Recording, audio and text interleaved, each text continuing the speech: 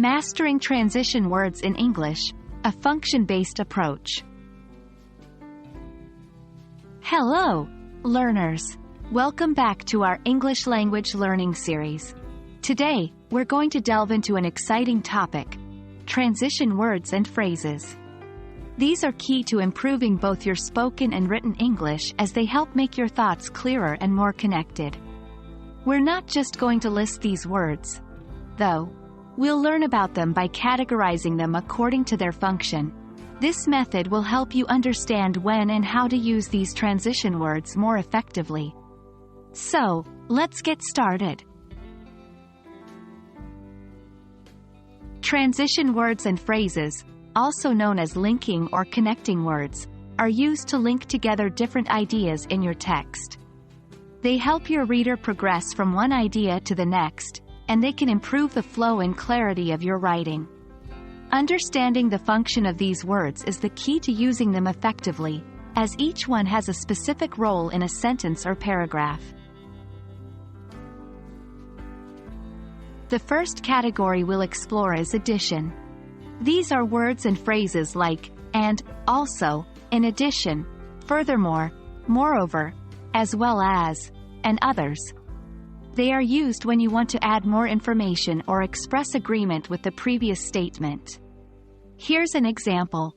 I love reading books. Furthermore, I enjoy writing my own stories.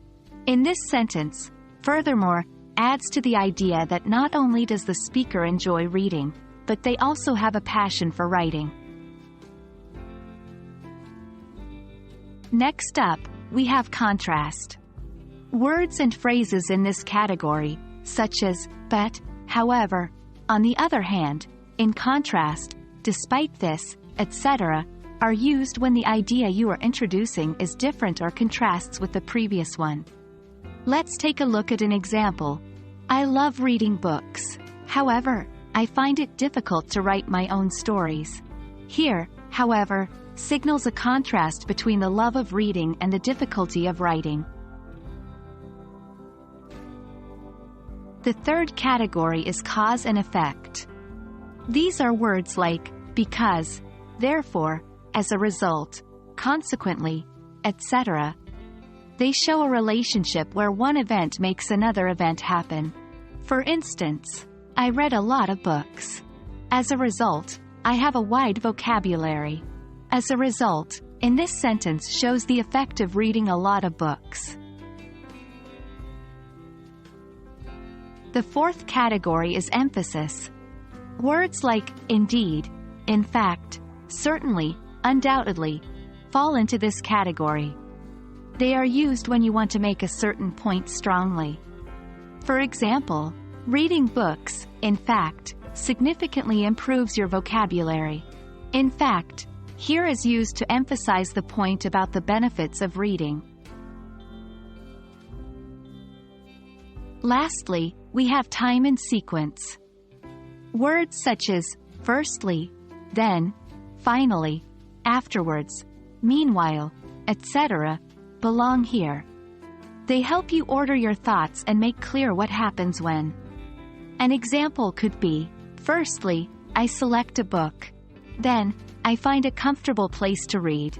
Finally, I jot down new words and phrases I come across. In this case, firstly, then, and finally, help us understand the sequence of events. And that's a wrap on our discussion about categorizing transition words by function. Remember, understanding these categories and using these transition words effectively can significantly improve your writing and conversation skills. The key is to practice. The more you use them, the more natural they'll feel. So, keep practicing, and you'll master these in no time.